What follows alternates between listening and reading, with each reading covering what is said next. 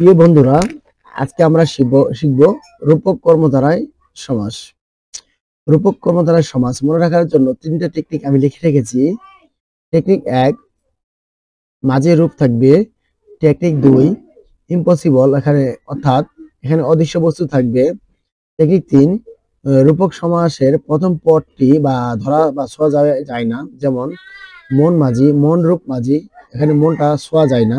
যে উদাহরণগুলো দিয়েছি আপনারা চেষ্টা করবেন, বিভিন্ন পরীক্ষায় এসেছে, এগুলো নোট করে রাখার।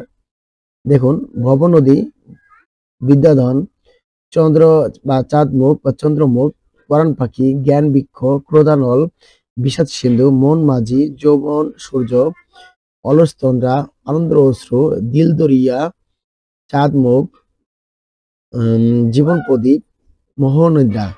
এগুলার প্রথম পদগুলো দেখুন দেওয়া আছে, যেমন ভব নদী, ভবরূপ নদী, ভব নদী, বিদ্যারূপ ধন, বিদ্যার ধন। এখানে বিদ্যা, চাঁদ, চন্দ্র, পরাণ কিছু কিন্তু ধরা বা ছোঁয়া যায় না। যদি টেকনিকটা ভালো লেগে থাকে অবশ্যই কমেন্ট করে জানাবেন। আর আরেকটা কোশ্চেন আমি লাল করে রেখেছি, দেখুন, চাঁদ রূপ মুখ, চাঁদ মুখ, এটা হলো রূপক। আরেকটা হলো চাঁদ মুখের ন্যায় চাঁদ মুখ, এটাও হয়, 25তম বিসিএস পরীক্ষা এসেছিল। বলুন তো এটা কোন সমাস? আমি কমেন্টের অপেক্ষায় রইলাম। ধন্যবাদ।